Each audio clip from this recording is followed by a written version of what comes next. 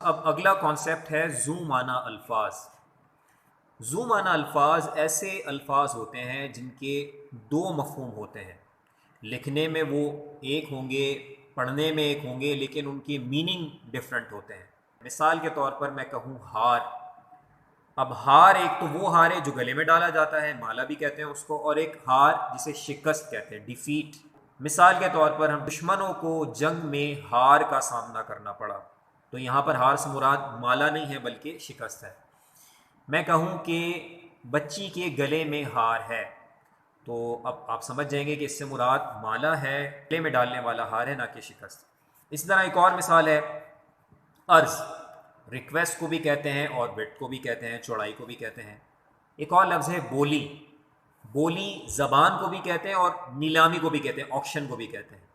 اسی طرح تکرار، تکرار کا مطلب جھگڑا بھی ہے اور ریپیٹیشن بھی ہے، دہرانا بھی ہے۔ مثال کے طور پر میں کہوں کہ دو دوستوں میں آپس میں تکرار ہو گئی، یعنی کہ زبانی کلامی جھگڑا ہو گیا، اور میں کہوں کہ طالب علم نے سبق کی تکرار کی، یعنی کہ سبق کو دہرایا۔ تو ایسے الفاظ جن کے دو الگ الگ مفہوم ہوتے ہیں انہیں ہم زو معنی الفاظ کہتے ہیں، اور ان کا پتہ ہمیں چلتا ہے جملہ پورا سننے کے بعد، کانٹیکسٹ کو سمجھنے کے بعد ہم بتا پاتے ہیں کہ یہاں پر کس لفظ سے کیا مراد ہے۔ اب ہم بات کرتے ہیں تشبیہ کی، یہ علم بیان میں آتا ہے۔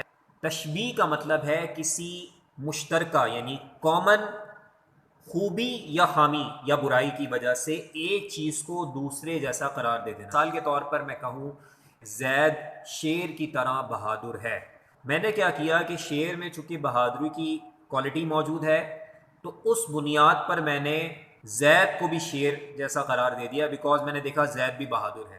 اسی طریقے سے میں کہوں کہ تم حاتم طائی کی طرح سخی ہو، تو میں نے دیکھا کہ ایک فرد کے اندر سخاوت ہے، تو حاتم طائی سخاوت سے مشہور تھا، دونوں میں کامن کوالٹی تھی، تو میں نے ایک کو دوسرے جیسا قرار دے دیا، میں نے کہا تم حاتم طائی کی طرح سخی ہو۔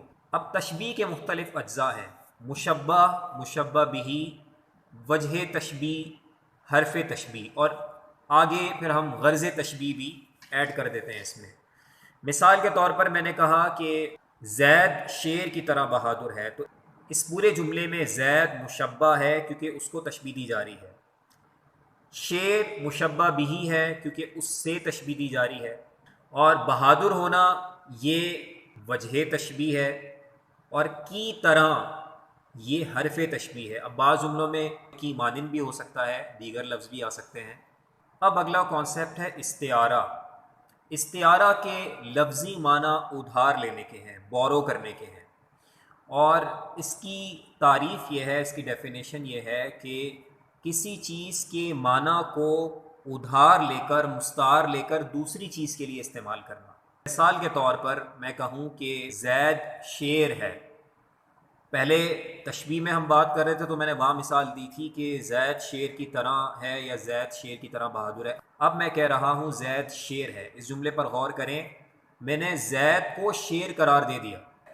تو استعارے میں استعارے کے تین اہم ارکان ہیں، نمبر ایک مستعار لہو، نمبر دو مستعار منہو، نمبر تین وجہ جامع۔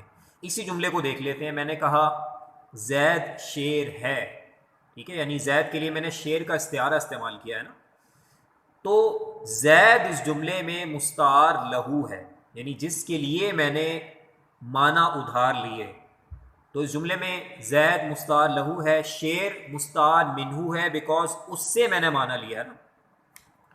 اور ان دونوں کے درمیان جو کامن کوالٹی ہے، جو مشترکہ خوبی ہے یعنی کہ بہادری، وہ وجہ جامع ہے۔